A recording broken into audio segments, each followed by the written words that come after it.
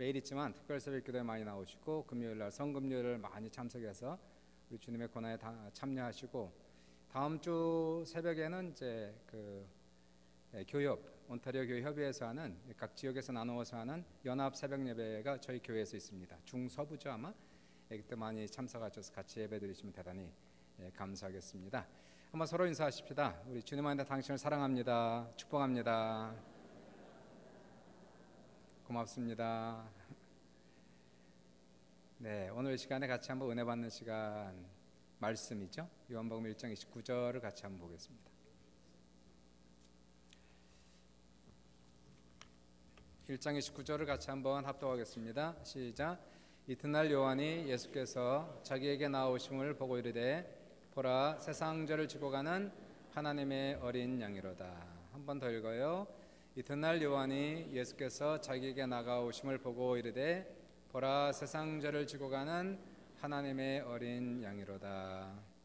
제목은 정체성과 사명이 되겠습니다. 따라해 보세요. 정체성과 사명.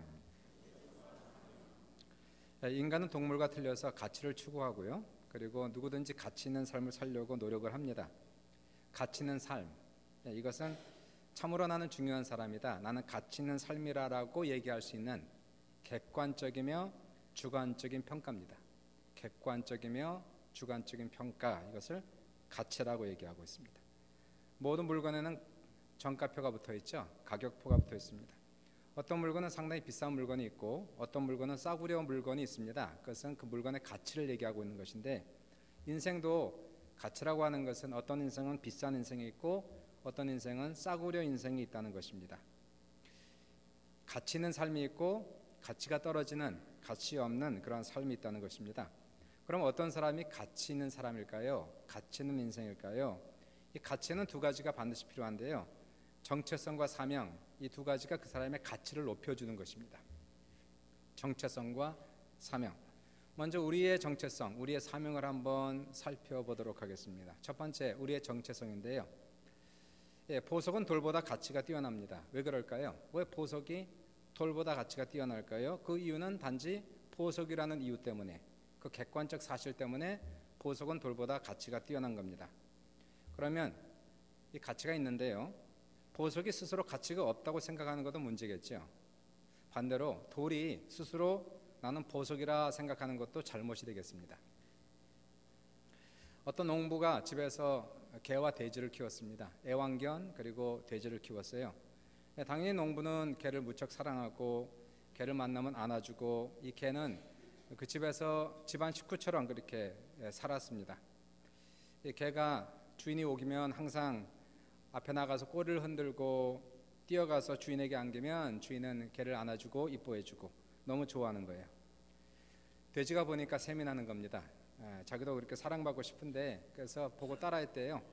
주인이 오니까 돼지가 자기 꼬리를 흔들면서 주인에게 뛰어가서 주인에게 엄청 안겼는데, 그랬더니 주인이 기겁을 하고 화가 나서 몽둥이로 돼지를 때려가지고 돼지가 죽을 뻔했다는 거예요. 자신이 개인지 돼지인지 알아야 되는데 이 착각 속에서 지금 오고 있는 거죠. 그럼 한번 이렇게 물어보죠. 우리의 인생은 객관적으로 볼 때에 보석입니까, 돌입니까? 객관적으로 볼 때에 우리 인생의 가치는 보석입니까, 돌입니까? 주관적으로 볼 때에 여러분은 여러분의 인생을 보석으로 생각하십니까, 돌이라고 생각하십니까? 그럼 이 가치라는 것은 어디서 오는 겁니까? 만약에 우리 중에 머리가 좋고 공부를 잘하고 좋은 대학을 나오고 좋은 직장을 나오면 이것이 그 사람의 가치를 부여하는 걸까요? 또는 여인들은 화장을 이쁘게 하고 이쁘게 생기고 좋은 옷을 입고 다니면 이 사람은 보석이 되는 겁니까? 거꾸로 얘기해서 어떤 사람이 하다 보니까 대학을 잘 못 나왔어요. 직장을 잘 못 잡았어요. 그래서 할 수 없이 공장에서 힘들게 일하고 허름한 옷을 입고 다니면 이 사람은 돌이 된 겁니까? 세상은 그렇게 사람들을 평가하고 있다는 거예요. 그렇게 가치를 두고 있다는 거죠. 그래서 좋은 차를 타고 다니고 높은 위치에 있으면 사람들이 대우가 틀려집니다. 그 사람을 보면은 인사를 깍듯이 하고 존대를 하고 상당히 조심하죠. 보석이니까 그렇게 하는 거예요. 반대로 막노동자, 이러한 사람들에게는 함부로 대하고 함부로 말합니다. 왜일까요? 돌이니까 그러는 거예요. 근데 그것이 맞는 것이냐는 얘기예요. 과연 그러한 인간의 평가, 가치가 세상이 대하는 것이 옳은 것인가 하는 것을 우리는 짚어봐야 됩니다. 이번에 학생 코스타를 잘 마치고 갔다 왔는데 한 500명 정도가 모여서 7학년부터 12학년까지 그리고 여러 교사들 같이 모여서 은혜스럽게 찬양 축제, 말씀의 축제를 하고 2박 3일 동안 거기에서 제가 대회장이 돼서 같이 학생들과 시간을 보냈습니다. 이 집회를 다 마치고 이제 마지막 시간은 간증하는 시간이 돼서 간증하고 싶은 아이들 날아와서 간증하러 그러니까 한 12명 정도가 나와서 간증을 했어요. 은혜 받은 얘기를 간증을 하는데 그 12명 중에서 거의 동일하게 나타나는 그러한 얘기가 있었어요. 공통적인 문제가 있었어요. 그리고 공통적인 스토리가 있었습니다. 대부분의 아이들 12명 정도 속에서 한 7, 8명 정도가 동일하게 얘기한 것이 뭐냐면은 자신은 삶의 가치가 없다는 생각이었어요. 지금 아이들입니다. 아이들이. 그러니까 얘네들은 남들하고 비교하면 자신은 공부도 잘 못하고 못나고 죄가 많고 별 볼 일이 없다는, 남들과 비교하면서 세상의 가치를 그렇게 만들어놔서 세상의 가치와 비교를 해보니까 자기는 가치가 없다고 느끼는 거예요.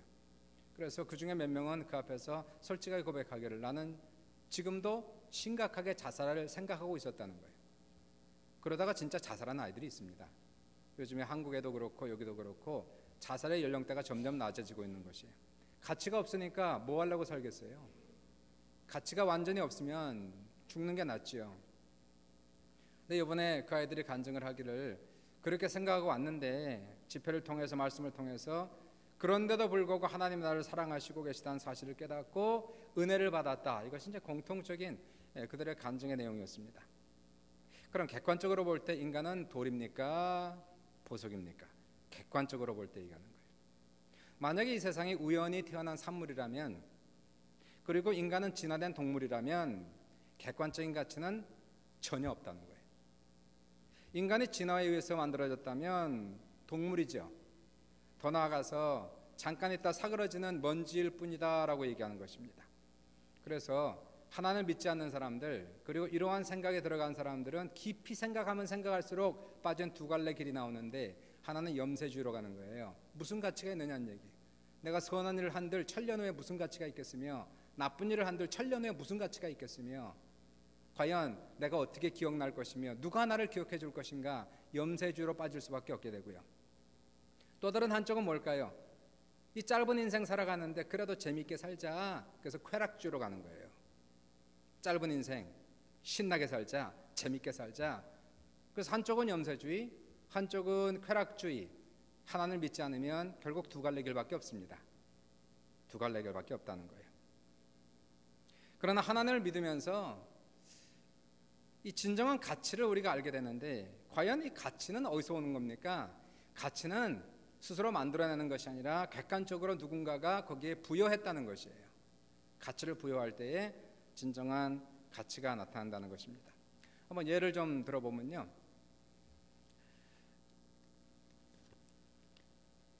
여기 종이가 있습니다. 이 종이가 있는데, 이 종이는 일반 종이가 아니라 지폐라 이렇게 얘기하죠. 이 종이를 20불로 찍어서, 그래서 여기에 20불짜리 지폐가, 종이가 지폐가 된 거예요. 그럼 이 종이에 20불짜리 가치를 부여한 건 누가 부여했을까요? 당연히 캐나다 정부가 부여한 겁니다. 정부가 부여해서, 그래서 이 가치를 전 세계에서 인정하고 있는 거예요. 20불이다 라고 얘기하는 거죠. 그럼 이것은 항상 20불의 가치가 있는 겁니다. 이 돈이 아무리 구겨지고, 예를 들어서 누군가 구겨지고 더러워지고 아주 오래되어도, 낡아서 떨어질 정도가 되어도 여전히 이것은 20불의 가치가 있는 거예요. 왜일까요? 정부에서 20불의 가치를 부여했기 때문에 그렇다는 것이에요. 이와 같이 인간은 스스로 가치를 만들어낼 수가 없는 겁니다. 인간은 그가 창조하신 하나님께서 우리에게 가치를 부여하신 것입니다. 과연 인간은 그러면 돌입니까? 보석입니까? 하나님께서는 모든 인간을 돌이 아니라 보석으로, 아니 보석 이상으로 우리를 만들어 주셨다는 것이에요. 하나님께서 온 우주를 6일 만에 창조하시고, 그리고 인간을 마지막 날에 가장 아름답게, 가장 정교하게 말씀하시고, 더 나아가서 하나님께서 우리 인생을 당신의 형상대로, 당신의 모양을 따라 우리를 지으시고 말씀하시기를 심히 좋았더라, 너무 좋더라는 거예요. 하나님의 형상대로 하는 것은 무슨 뜻입니까? 하나님이 다 천지를 창조하셨는데 그 속에는 하나님의 숨결이 있겠죠. 하나님의 예술이 들어가 있겠죠. 그러나 인간 속에는 하나님의 형상대로, 다시 말하여 하나님 만드신 모든 창조물 속에서 가장 하나님을 닮은 것이 사람이다라고 얘기하는 것이에요. 그러므로 인간은 하나님이 만드신 가장 정교하고 아름다운 하나님의 형상대로 지으신 하나님의 창조물이요 하나님의 자녀이기 때문에 하나님이 사랑하는 것이고, 내가 내 자녀를 사랑하듯이 남의 자녀가 내 자녀보다 공부를 더 잘해도 더 잘생겨도 내가 내 자식을 더 사랑하는 것은 내 자식이니까 더 사랑하는 것이에요. 마찬가지로 우리가 아무리 부족하고 연약해도 하나님께서 우리를 사랑하시는 것은 당신이 만드셨으니까, 당신의 자녀이니까 그 자체 속에서 그 존재 안에 바로 하나님께서 우리를 보석 같은 가치를 우리에게 두셨다는 것을 믿으셔야 됩니다. 하나님이 우리를 보석이라 말씀하는데 누가 우리를 돌이라고 얘기합니까? 하나님 나를 보석이라 생각했는데 말씀하는데 왜 나는 나를 돌이라고 생각합니까? 잘못된 거죠. 세상의 가치관은 그렇게 얘기하지 않는 거죠. 돈이 많으면 가치가 높아지고, 돈이 없으면 가치가 떨어지고, 젊으면 가치가 올라가고, 늙으면 가치가 떨어지고. 이것은 세상의 가치관이요, 세상의 가치관을 따라가면 결코 되지 않는 것이고요. 오늘도 마귀는 세상의 가치관을 따라서 우리에게 속삭이고 있다는 것이에요. 그러나 도적이 오는 것은 도적질하고 죽이고 멸망시키려는 것뿐이요, 이러한 세상의 가치관을 따라 나를 평가하고 사람을 평가하면 그것은 도적질하고 있다는 것이에요. 마귀에 의해서 내 가치성이 도적질당하고 있다는 것입니다. 나의 존재성이 도적질당하고 있다는 사실이에요. 내가 사람을 그렇게 평가할 때에 내가 마귀 역할을 하고 있다는 것이에요. 사람의 가치성을 도적질하며 사람의 존재성을 도적질하고 있다는 사실이에요.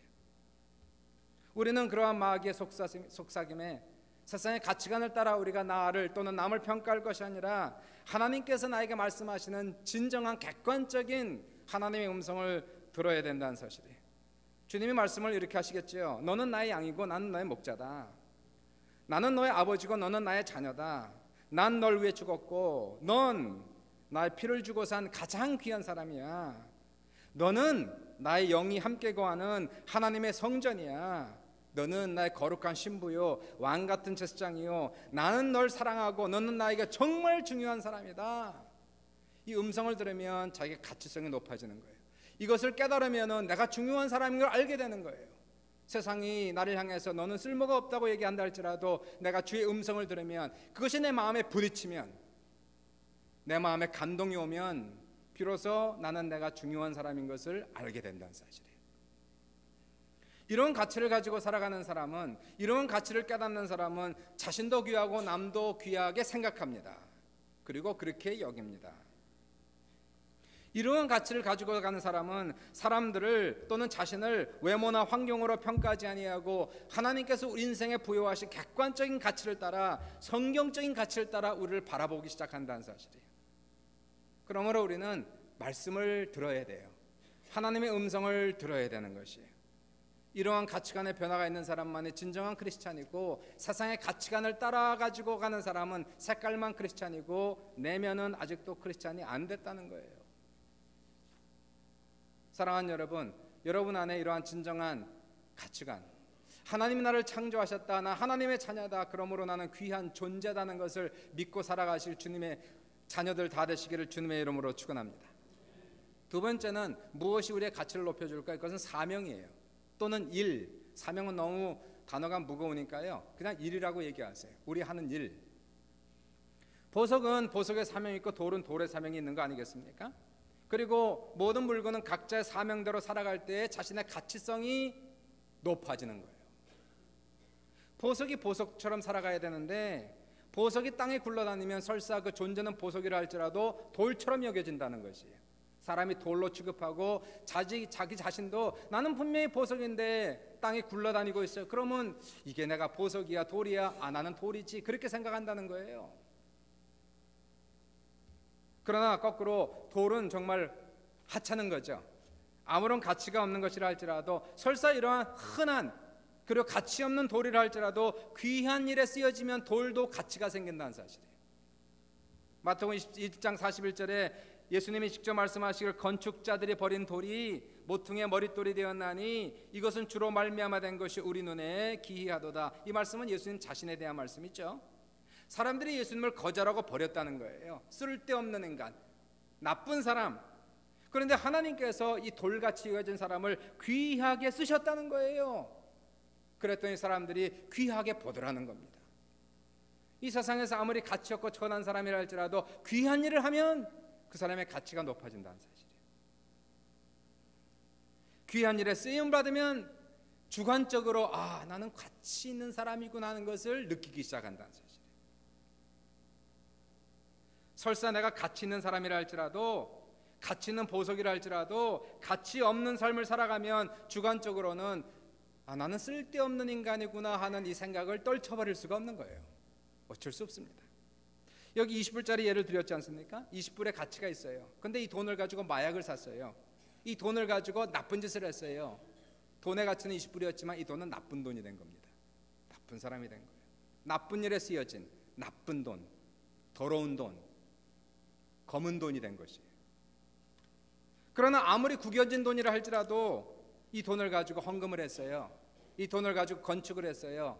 이 돈을 가지고 가난한 사람을 도와줬어요. 불쌍한 사람에게 20불로 사람에게 기쁨을 주었어요. 그럼 아무리 구겨진 돈이라 할지라도 이 돈은 좋은 돈, 귀한 돈, 가치 있는 돈 된 거예요. 사람들은 겉모양을 보겠죠. 겉으로 이것이 얼마나 깨끗한가, 얼마나 빳빳한가, 새로 난 돈인가를 보겠지만 진정으로 중요한 것은 그것이 중요한 것이 아니라 이 돈이 어떻게 쓰여졌느냐, 어디에 쓰여졌느냐가 훨씬 더 중요하다는 사실이에요. 그러므로 우리의 가치성은 첫 번째로 우리의 존재성이 있겠지만 그것으로 끝나는 것이 아니라 두 번째는 우리는 존재 있는 삶으로 지었으니, 가치 있는 삶으로 지었으니 가치 있는 삶을 살아갈 때에 진정한 우리의 가치가 돋보인다는 겁니다. 그러면요, 무슨 일을 해야 우리가 가치를 느낄까요? 무슨 일을 하면 그러면 정말 내가 가치 있는 사람이구나 하는 것을 우리가 주관적으로 느낄 수가 있을까? 먼저요, 먹고 사는 일은 그 사람의 가치성을 부여하지 못합니다. 우리가 물론 일하고 돈 벌고 먹고 사는 것은 반드시 해야 되는 것이지만은 그것이 우리 인생을 가치 있게 못한다는 것이, 그건 참 문제죠. 우리 인생의 80~90%는 먹고 사는 일에 쓰는 겁니다. 아침부터 늦게까지 일하고, 아이들이 초등학교 때부터 학생 시절을 보내고 좋은 대학을 다니고 하는 모든 것들은 좋은 직장을 들어가기 위하여, 좋은 직장 들어가는 것은 더 좋은 집에 살기 위하여, 더 행복한 그런 삶을 살기 위해서 그 엄청난 신경을 쓰고 있는 거예요. 그리고 우리 인생 속의 80~90%는 결국은 학교에서 공부를 하든 직장을 다니든 돈 버는 일을 위해서, 그리고 집을 사고 먹고 사는 일을 위해서 80~90%를 쓰고 있는데 여기서 가치를 못 느낀다면 이거 큰 문제 아니겠습니까? 어떻게 살아요? 왜 많은 남자들이 40대 50대를 들어가면 미들라이프 크라이시스가 생길까요? 다는 아니지만 많은 사람들이 가치성의 혼란을 느낀단 말이에요. 정체성의 혼란을 느끼고 40대 50대 중년 남자 위기가 찾아오는 이유는 무엇일까? 그것은 이 남자들이요, 대학을 졸업하자마자 직장을 들어가 저 밑바닥에서부터 시작합니다. 그리고 결혼하고 애를 낳고 아침에 일찍 누우며 일어나고 늦게 누우며 수고에 떡을 먹는 거예요. 평생 일하고 애들 교육을 위해서 뒷바라지하고, 직장에서는 이것을 위해서 온갖 수모를 당하고 온갖 모욕을 당하면서 이것 떨어지면 가정생활을 못하니까 살아가는 거예요. 최선을 다해서 일하는 거예요. 돈 버는 거예요. 그리고 갖다 바치는 거예요. 근데 이렇게 생활했는데 나중에 아내로부터 돌아오는 이유가 뭘까요? 애들이 이렇게, 아빠가 한 일이 뭐예요? 아빠는 항상 시간이 없어서 내가 필요할 때 아버지 없었어요. 열받죠. 그러면 도대체 내가 뭘 위해서 살았는가? 나는 자식을 위해서 살았다고 생각했는데 자식들은 그게 필요 없었다고 얘기하는 거예요. 열받고 다 때려치고 싶고, 그리고 때려치는 겁니다. 그게 중년 남자 위기다라고 얘기하는 거예요. 제 친구 중에 한 사람이, 이 사람이 성실한 사람이고 신앙이 좋은 사람이에요. 아주 어려서부터 교회를 다녔고 확실하게 은혜 체험도 했고 거듭난 체험도 했고, 근데 이 사람이 딱 그러한 문제가 들어갔어요. 40대 들어가면서 중년 남자 위기가 들어갔어요. 애들을 키웠는데 열심히 했는데 아이들은, 그리고 자기 아내는 아빠하고 아무것도 상의하지 않고 다 결정하는 겁니다. 어느 날 가족이 교회를 갔어요. 갔는데 자기의 딸이 세례를 받더래. 그날 몰랐대, 자기는 애가 세례를 받는 줄. 그러니까 딸은 자기 엄마하고 상의를 하고 아빠한테 얘기하지도 않고 그날 자기는 예배를 드렸는데 애가 세례를 받더라는 얘기예요. 여기에서 이 사람이 너무 충격을 받았어요. 멘탈 붕괴가 일어났어요. 그럼 난 뭐냐는 얘기야. 평생토록 돈 벌어주는 기계냐? 내 인생이 그러면 앞으로 한 20년 30년만 난 이렇게 그냥 살아갈 것이냐? 그렇게 못 살겠다. 그래서 이혼했어요. 이렇게는 안 되겠다. 나는 뭔가 가치 있는 삶을 살아가겠다라고 생각하고 이혼하고 그리고 지금 살아가고 있습니다. 이게 사람들의 문제가 지금 되는 거예요. 아니 먹고 사는 일이 우리가 70-80%를 쓰고 있는데 이것이 우리에게 인생의 의미를 부여하지 못한다면 도대체 어디에서 우리 인생의 의미를 찾아갈 수가 있겠는가 하는 거예요. 공부하는 것도 안 됩니다. 그 자체를 가지고는 우리가 인생의 의미를 찾아가지 못하는 것이. 그럼 뭘까요? 아까 말씀드렸지만 이 의미라고 하는 것은, 가치라고 하는 것은 목적을 따라 살아갈 때에 가치가 부여되는 것이에요. 의미가 생기는 겁니다. 다시 말하여 시계는 시간을 알려줌으로 자기의 존재 가치를 발휘하게 되는 것이고, 자동차는 그 차가 벤츠든 아니면 정말 값싼 차든 잘 달려주기만 하면 감사한 것이고, 의자는 내가 앉아서 쉴 수 있도록 나를 받쳐주기만 하면 되는 거예요. 그러면 사람은 하나님께서 지으실 때 왜 창조하셨을까요? 무슨 목적을 갖고 창조하셨을까요? 먹으라고 마시라고? 그것은 아니라는 거죠. 그것은 목적은 아니에요. 수단일 뿐이지. 우리가 뭔가 목적을 위해서 살아 있어야 되니까, 먹고 살아야 되니까 일해야 되고 공부해야 되는 수단일 뿐이지 결코 그 자체가 목적은 될 수가 없다는 거예요. 그러면 우리는 목적을 발견해야 됩니다. 성경에서 왜 하나님이 우리를 지으셨는가 알아야 목적대로 살아가고 사명대로 살아감으로 우리의 가치성이 점점 높아질 것이 아닙니까? 왜 지으셨을까? 나는 왜 살아갈까? 나는 무엇을 위해 살아갈까? 성경은 이렇게 확실하게 얘기합니다. 하나님이 인간을 창조하신 것은 하나님을 사랑하고 이웃을 사랑하라고 지으신 것이에요. 믿으시면 아멘 합시다. 그러면 쉽게 얘기하여 하나님을 사랑하면 내 가치성이 올라가는 것이고, 이웃을 사랑하면 가치성이 올라가는 것이고, 이러한 목적대로 살아가지 않으면 설사 내가 보석이라 할지라도 돌처럼 굴러다닌다는 사실이에요. 우리가 언제 마음이 기쁠까요? 언제 인생에 만족이 올까요? 인생이 좋다. 그것은 우리가 영적으로 볼 때 하나님을 정말 내 안에 진심으로 사랑하는 마음이 있을 때에, 그리고 하나님을 섬길 때에, 내가 작은 일로 인하여 하나님을 섬기려 할지라도 내 인생에는 목적이 있구나, 가치가 있구나, 살아가야 될 이유가 있구나, 내가 지금도 주님을 찬양하고 있구나, 감사하고 있구나, 하나님이 맡기신 사명을 감당하고 있구나, 주님의 영광을 위해서 일하고 있구나 하는 것을 내가 깊이 깨달을 때에 나는 살아야 될 이유가 있는 거예요. 그리고 내 인생의 가치를 발견할 수가 있게 되는 것이에요. 몸에 있는 지체는 다 몸을 위해서 존재하는 것이죠. 머리를 위해서 존재하는 것이고, 지체가 아닌데 몸에 붙어 있으면 그건 뭐라고 그러는지 아십니까? 지체가 아닌데 몸에 붙어 있어요. 그것은 혹이라고 그러는 거예요. 또는 암이라고 얘기하는 거예요. 그러면 지체인데 아무 일도 하지 않고 있는 지체는 뭐라고 얘기하는 겁니까? 죽은 지체라고 얘기하는 거예요. 쓸모없는 지체라고 얘기하는 겁니다. 차라리 없는 것이 낫지 붙어 있어갖고 방해가 되는 지체라고 얘기하는 거예요. 그럼 우리 인생에 가치가 있으려면 몸에 붙어 있어서 몸을 유익하게 해야 될 거 아닙니까? 예수님을 유익하게 해야 될 것이 아닙니까? 그럼 가치가 움직이고 일을 해줘야 된다는 사실이에요. 그러면 그것이 아무리 작은 지체라 할지라도 몸에 붙어 있을 가치가 있다는 사실이에요. 살아있어야 되는 가치가 생긴다는 것이에요. 하나님을 사랑하고 더 나아가서 남을 사랑하고 돕는 일은 인간의 가치를 높여줍니다. 상승시켜주는 거예요.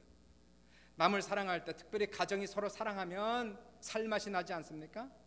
딴 거 몰라도 가정이 오면 행복해요. 웃음이 있어요. 엄마 아빠가 사랑해요. 부모와 자식이 사랑하고 있어요. 그러면은 살맛 나는 이유는 뭘까요? 내 가치성이 높아지기 때문에 기분이 좋은 거예요. 교회 오면은 사랑이 있어요. 재미가 있어요. 도와요. 격려가 돼요. 기뻐요. 내 죽은 영혼이 살아나는 느낌이 생기고 있어요. 사랑이 있으니까. 사랑은 사람에게 가치를 부여하고 그 가치는 사람에게 만족을 주고 있다는 사실이에요. 반면에 죄라고 하는 것은 인간의 가치를 떨어뜨리는 것입니다.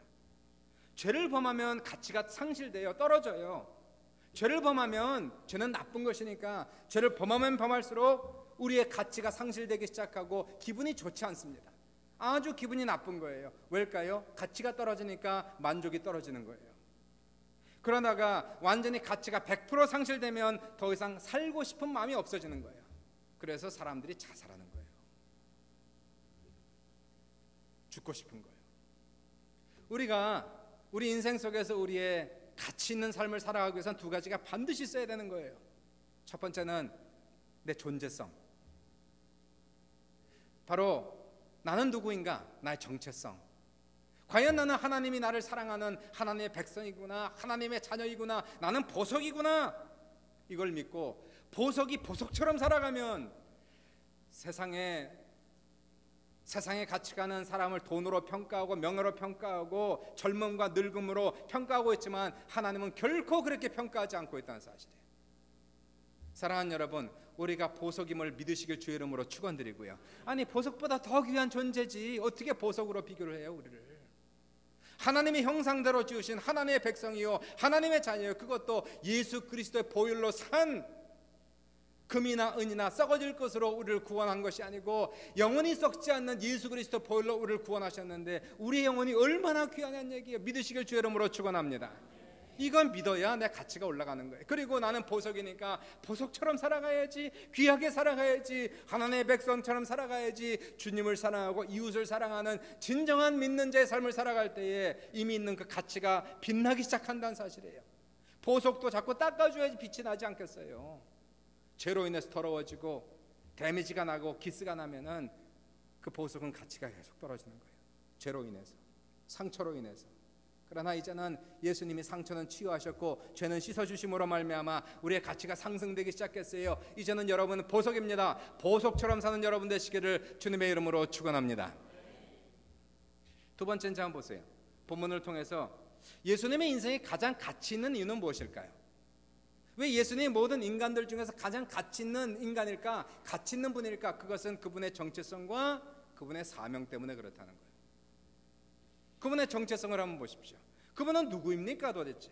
오늘 본문에 요한이 예수님께서 자기에게 오시는 것을 보면서 했던 말이 29절에 예수님은 세상 죄를 지고 가는 하나님의 어린 양이로다, 이렇게 표현했고 34절을 읽어보시면 그는 하나님의 아들이시다, 이렇게 표현하고 있어요.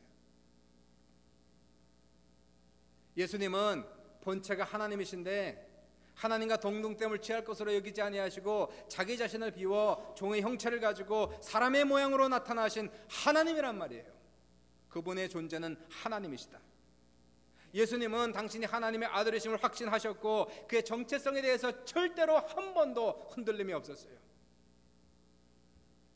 예수님께서 광야에서 마귀에게 시험을 받을 때에도 가장 큰 시험이 뭐였습니까? 그의 정체성에 대한 시험이었어요. 마귀가 2번 시험한 것이 겁니다. 내가 정말 하나님의 아들이거든. 이 말에는 이러한 내용이 있는 거예요. 네가 하나님의 아들이냐? 웃기지 말란 얘기죠. 어떻게 하나님이 사람이 되냐? 이 세상에 자신이 자칭 하나님이라고 얘기하는 엄청나게 많은 사람들이 있더라. 만약에 내가 이 돌이 변하여 떡이 되게 하면 네가 하나님의 아들인 거 내가 믿어줄게. 만약에 내가 높은 곳에서 뛰어내릴 때에 천사들이 와서 너를 붙잡아 주는 것을 내가 보면 네가 하나님의 아들인 걸 내가 믿어줄게. 예수님께서 이 시험에 넘어갈까요? 내가 누군지 아는데 왜 증명이 필요합니까? 내가 하나님의 아들인 걸 아는데 왜 교육으로, 내 돈으로 증명하려고 합니까? 왜 능력으로 증명하려고 그럽니까? 내가 하나님의 사랑받는 하나님의 자녀인 걸 아는데 왜 사람에게 증명을 하려고 그럽니까? 확신이 없으니까 증명을 하려고 그러는 거예요. 겉모양으로 증명을 하려고 그러는 겁니다. 내가 진정으로 내면의 세계 속에 1%의 의심도 없이 나는 구원받은 하나님의 자녀인 걸 내가 안다면 결코 사람에게 보여줄 필요도 없고 증명할 필요도 없다는 사실이에요. 더 나아가서 마귀야, 네가 뭔데 내가 너한테 증명을 하느냐는 얘기예요. 너는 마귀고 나는 하나님의 아들인데 내가 너에게 왜 증명하느냐는 얘기예요. 왜 내가 세상에 보여줘야만 하느냐는 얘기예요. 나는 내 존재 자체가 하나님이 지으신 하나님의 백성이요, 하나님의 자녀요, 더 나아가서 예수 그리스도의 보혈의 피로 나를 구속하신 하나님의 자녀임을 내가 알기 때문에 나는 세상에 대해서도 사람에 대해서도 누구에게도 나 자신을 증명할 필요도 보여줄 필요도 없다는 이러한 확신이 있으시길 주님의 이름으로 축원합니다. 이러한 마귀를 향해 썩 물러가라는 얘기. 이 마귀야, 너는 마귀구나, 하나님의 아들이니까 썩 물러가라. 오늘도 우리의 정체성을 막 흔들고 시작했어요. 우리의 가치성을 막 흔들려고 그러는 거예요. 넘어가지 마세요. 세상의 가치관을 따라서 우리를 평가하려고 할 때에 나도 거기에 따라갈 때 나는 속고 있다는 거예요. 사랑하는 여러분, 내가 하나님의 사랑받는 하나님의 자녀인 것을 의심 없이 믿는 우리 모두가 될 수 있기를 주님의 이름으로 축원합니다. 그러면 예수님의 사명은 뭘까요? 예수님의 존재 가치를 높여주는 것, 가치성을 높여주는 것, 그분이 당연히 하나님의 아들이니까 그분은 가장 높으시고 가장 위대한 분인 게 맞지요. 그러나 그분의 가치를 더 높여주는 게 있어요. 그냥 하나님의 아들 때문이만이 아니고 그분이 이미 높으신 가치를 더 높여주는 것, 이름 위에 뛰어난 이름을 만드는 것은 무엇일까요? 바로 그것은 그분의 사명이었다는 거예요. 그분의 일이었다는 거예요. 예수님께서 하나님이신데 이 세상에 오셨어요. 왜 오셨어요? 목적이 뭡니까? 놀러 오셨습니까? 잘 먹고 잘 살고 성공하기 위해서 오셨어요. 그것은 사명이 아니잖아요. 그분의 사명은 아니잖아요. 그분의 사명은 오늘 본문을 보니까 보라 세상 죄를 지고 가는 하나님의 어린 양이로다는 말 속에 그분의 사명이 들어가 있는 거예요. 세상 죄를 지고 가는 하나님의 어린 양이요. 죄 문제를 해결하기 위해 세상에 오신 예수 그리스도, 하나님께서 우리 인간을 보석으로 만드시고 자녀로 만드셨는데 인간이 죄로 인하여 보석 같은 우리가 가치를 상실해 버렸어요. 보석에 때가 묻고 더러운 오물이 묻고 기스가 나서 이제는 보석이 아니라 돌이 되어 버렸어요. 돌 중에서 하찮은 발길에 채이는 돌이 되어 버렸어요. 영적인 존재였는데 육신적인 존재가 되었고, 천국의 백성이 세상의 종이 되었고, 이러한 존재로 타락하며 살아가고 있어요. 자신의 가치를 상실하고 방황하며 살아가고 있어요. 인간이 하나님의 형상을 잃어버리고 마귀의 형상을 하고 살아가고 있어요. 하나님의 자녀가 마귀의 종이 되어 살아갑니다. 사람의 얼굴을 보니까 그 안에 미움과 증오가 가득하고 시기와 질투가 가득하고 싸움과 전쟁이 가득하고 살인과 죽음이 가득한 그것은 하나님의 형상이라 마귀의 형상을 가지고 살아가고 있는데 그것은 저보다 죄 때문이라는 거예요. 죄가 그렇게 하나님의 형상을 일그러 놓아가지고 하나님의 형상을 발견할 수가 없는 인간의 모습이 있다는 거예요. 이러한 사람들의 마음의 평화를 알지 못하고 인생의 참된 의미를 알지 못하고 흑암 속에 살아가는 인생을 구원하기 위하여 예수님은 인간의 죄를 없애주는 희생양으로 하나님의 어린 양으로 오셨다는 거예요. 이것이 그의 사명이에요. 예수님은 그의 사명을 알았고 그의 사명대로 살아가셨다는 사실이에요. 절대로 이 사명감을 놓치지 않았어요. 그분은 왜 오셨는지 알았어요. 무엇을 위해서 살아가야 되는지 알았어요. 어떻게 죽어야 되는지 그분은 아셨고 그렇게 살다가 그렇게 죽으셨단 말이에요. 요한복음 1장을 보시니까 본문에서 예수님이 요한에게 세례를 받으러 물로 요단강으로 찾아오세요.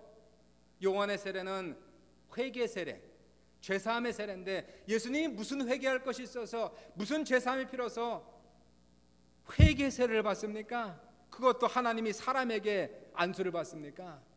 이거야말로 적반하장이지.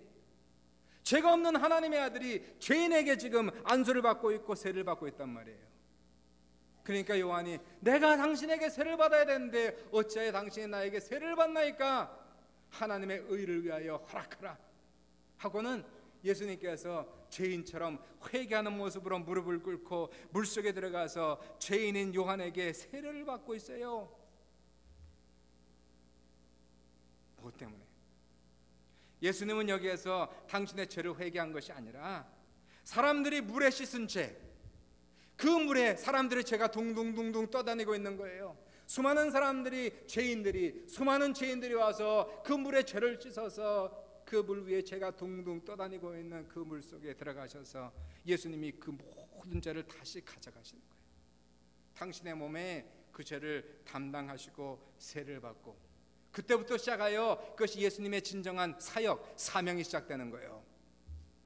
30세부터 3년 동안 그분은 정말 죄인처럼 사셨어요. 모든 질고와 고통을 받으시고 배고프고 힘들고 고생하며 살았어요. 그 엄청난 천국을 버리고 지옥 같은 세상에 오셔서 지옥 같은 삶을 살다가 지옥 같은 죽음을 당하시고 돌아가셨어요.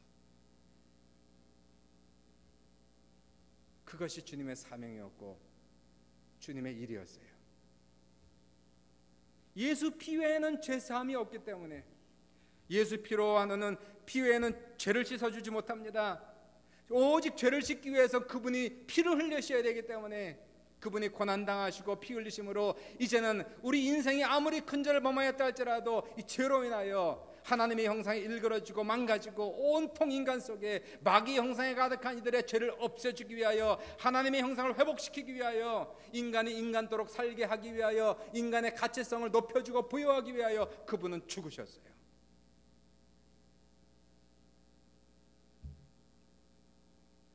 그리고 누구든지 이제는 진정으로 회개하면 물로 씻지 못하고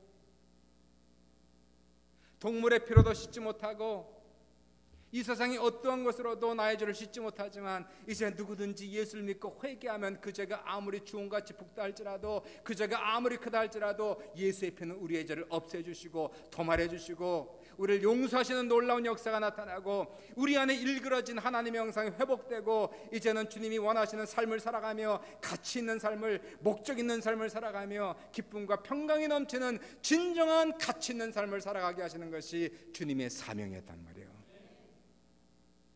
그분은 그렇게 사셨단 말이에요. 왜 예수님의 인생에 그렇게 고귀하십니까? 그것은 하나님의 아들이니까 당연히 고귀하죠. 이 세상의 70억 인구를 다 합한다 할지라도, 아니 이 세상의 해와 달과 별들을 다 합한다 할지라도 어찌 예수 그리스도의 생명에 비교할 수가 있습니까? 그분은 하나님의 아들이기에 그 존재 자체 속에 가치가 있지만 더 나아가서 그분이 그 가치가 더욱더 상승되는 이유는 뭘까요? 하나님의 아들인데도 불구하고 이 세상에 육신을 입고 오시고 죄인처럼 종처럼 살다가 참혹한 죽음을 당하는 그 사명을 감당했기 때문에 그분은 가치 있는 가치가 1000배 만배로 뛰었다는 거예요. 그러므로 그분은 이름 위에 뛰어난 이름을 갖게 하시고 모든 무릎이 그 앞에 꿇게 하시고 모든 입술이 그를 주라 시인하는 그날이 속히 오기를 주님의 이름으로 축원합니다. 그분은 찬양받기 합당하신 예수 그리스도예요.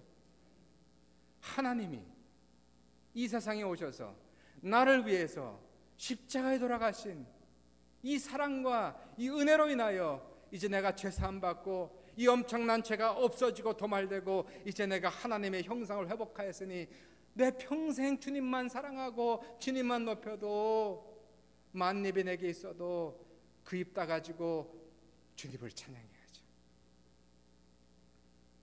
그러면요, 결론을 한번 내려봐요.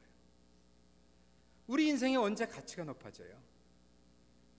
우리는 다 인생의 가치를 추구하며 살아가는데 사람은 이상한 데서 가치를 찾는 거예요. 세상적인 것에서 가치를 찾는 겁니다. 뭐 좀 가졌다고, 뭐 좀 안다고, 다른 사람하고 비교하면서 내가 너보다 가치가 높다는 생각과 그러한 눈빛을 가지고 살아가는 이것이야말로 겉모양만 그리스도인이고 속은 아직도 그리스도인의 형상이 없어요. 진정한 가치 있는 사람은 자신의 가치가 뭔지를 확실히 알고 있어요. 내가 하나님의 자녀임을 믿어요. 하나님 나를 보석으로 만드셨으니까 보석인 거예요. 하나님 나를 자녀라고 칭했으니까 자녀인 거예요. 그것은 바로 내 안에 뭐가 있다는 겁니까? 내재적인 가치가 있다는 거. Intrinsic value. 겉모양과 관계없이 내 존재 속에 그 가치가 있다는 것을 반드시 아시길 주님의 이름으로 축원합니다. 인간이기에 가치가 있는 것이고 하나님의 자녀이기에 귀한 것이고 더 나아가서 연약하고 부족하고 죄인이라 할지라도 예수 보혈로 나의 죄를 씻어주시고 나를 구원하셨기에 내 인생은 무지무지한 가치가 있는 거예요. 내 안의 속삭이는 마귀의 음성을 듣지 말고 모든 생명은 귀한 것인데 작은 생명, 작은 개 한 마리도 귀한 거 아닙니까? 작은 꽃 한 뿌리기도 귀한 거 아닙니까? 하물며 우리 인생을 어떻게 거기에 비교할 수가 있어요? 내가 조금 가지지 못했다고 가치가 떨어졌어요? 내가 좀 못 배웠다고 가치가 떨어졌어요? 다른 사람과 비교해서 조금 떨어졌다, 그것처럼 거짓말이 어디 있어요? 그것처럼 그 마귀 음성이 어디 있어요? 하나님은 우리에게 말씀하시길 너는 내 자식이야, 너는 내 것이야, 예수 보혈로 너를 구원했어 하는 이 음성을 들으시고 결코 자기를 비하하는 말, 비하하는 생각, 남을 비하하는 생각, 비하하는 말을 우리는 입술에서 금해내는 거예요. 우리 생각에서 떠내보낸 것이에요. 나를 귀하게 여기고 남을 귀하게 여기고 이 세상에 있는 모든 사람을 귀하게 여기는 이러한 가치성을 가지고 살아가는 모두 되시길 주님의 이름으로 축원합니다. 더 나아가서 가치 있는 사람은 가치 있는 인생을 살아가야 되는 거예요. 하나님의 자녀면 하나님 자녀답게 살아가는 것이요, 보석이면 보석답게 살아가는 것이에요. 그래야 내가 가지고 있는 가치가 이제는 상승되는 거예요. 10배나 20배나 100배나 뛰는 거예요. 영적인 사람이 육신의 일을 도모하면 가치가 떨어져서 보석인데 돌처럼 굴러다니는 거예요. 그러니까 보석이 돌처럼 가치 없이 굴러다니다가 그냥 끝나는 거예요. 이기적이고 세상적인 삶을 살아간다는 것은 이것처럼 무지한 것이 없는 거예요. 하나님의 애완견이 돼지처럼 살아가는 거예요. 그러므로 우리는 영적인 일을 도모하는 거예요. 물론 먹고 살아야 되지요. 그거 하지 않고서 어떻게 살아갑니까? 공부할 사람은 공부하는 것이고, 직장 다니고 일하고 사업하고 다 필요한 거예요. 결혼하고 애 낳고 다 필요한 거예요.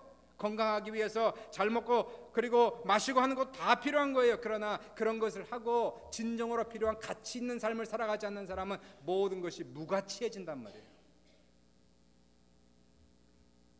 영적인 일을 도모, 그러므로 하나님을 사랑하고 이웃을 사랑하고 그의 나라와 영광을 위해서 헌신하고 일하고 영원한 것을 동경하고 영원한 것에 내 인생을 투자하시는 여러분 되시기를 주님의 이름으로 축원합니다.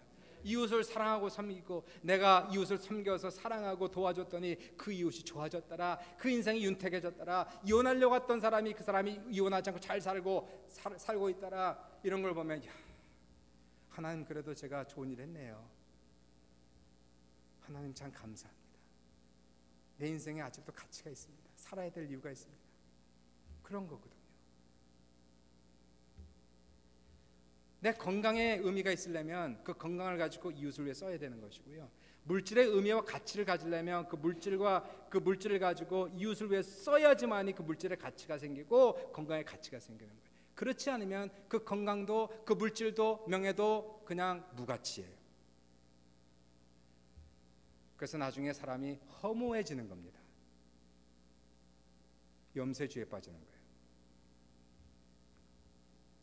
놀랍게도 우리가 가치가 변하면요, 그래서 내 안에 이러한 귀한 가치를 가지고 살아가면 놀랍게도 가치가 없는 모든 것이 가치가 생겨요. 먹고 사는 일이 옛날엔 가치가 없었는데 이제는 하나님 안에서 가치를 살아야 될 이유가 있어요. 아버지, 내가 10년을 살든 1년 살든 이 인생 속에서 시간을 허비하지 아니하고 주의 영광을 위해서, 이웃을 위해서, 교회를 위해서 살겠습니다 하니까 먹어야 돼요. 마셔야 돼요. 공부도 해야 돼요. 열심히 살아야 되는 거예요. 성경 말씀에 먼저 그의 나라와 그 일을 구하라. 그러면 모든 것을 더하시리라. 이 말씀을 여러분 어떻게 생각하십니까? 이 말씀은 내가 먼저 그의 나라와 그 일을 구하면 먹을 것도 마실 것도 집도 주고 차도 주고 그런 뜻이 아니에요. 그것이 먼저 그의 나라와 그 일을 구하라. 그러면 모든 것, 먹는 것, 마시는 것, 입는 것, 주고하는 모든 것을 더하시리라는 이 말씀 무슨 뜻일까요? 이 말씀은 먼저 우리의 중심이, 물론 많은 시간이 먹고 마시는 일에 쓰지만 우리의 중심이 정말 주님을 사랑하고 주님을 위해서 내가 존재하고 있으며 이웃을 위해 존재하는 가치관을 갖고 있는 이 사람, 그러면은 먼저 그의 나라와 그 의를 구하면 이 모든 것의 의미를 더하여 주시리라, 가치를 더하여 주시라고 말씀하는 겁니다. 그러니까 먹고 마시는 것도 이제 영적인 일이 된 거예요. 먹으나 마시나 주의 영광을 위해서, 사나 죽으나 주의 영광을 위해서 사는 겁니다. 공부하는 것도 영적인 것이고 사업하는 것도 중요한 일이라는 것이고 살맛이 나고 살 이유가 있는 것이고 찬양이 있고 감사가 있고 살면 주를 위해 살고 죽어도 감사할 수 있는 모든 것은 어디서 오고 있습니까? 내 인생에 대한 가치성에서 오는 거예요. 내가 누구인가? 내 사명은 무엇인가? 나는 보석입니다. 나는 보석처럼 살아가겠습니다 라고 생각하고 그렇게 살아가는 사람이 가치 있는 삶을 살고 자신의 가치를 느끼면서 5년을 살든 10년 살든 주님이 부를 때에는 후회가 없어요. 허무하지 않아요. 중년 남자 위기를 지나가지 않아요. 갱년기를 지나가지 않습니다. 가치가 없어지니까 갱년기도 오고 중년 남자 위기도 오고 죽을 때 허무하고 염세주의에 빠지고 죽을 생각도 하고 다 그러는 거예요. 사랑하는 여러분, 여러분이 누구예요? 보석이요. 왜 돌이라고 생각합니까? 돌이라고 생각하니까 돌처럼 살아가는 거예요. 보석이라 생각하면 보석처럼 살아가지.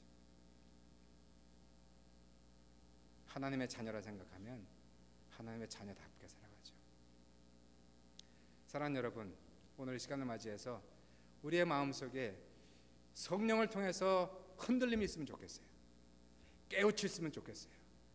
가치관의 변화가 생기고 진정한 그리스도인답게 살아가는 우리 모두 될 수 있기를 주님의 이름으로 축원합니다. 같이 기도합시다.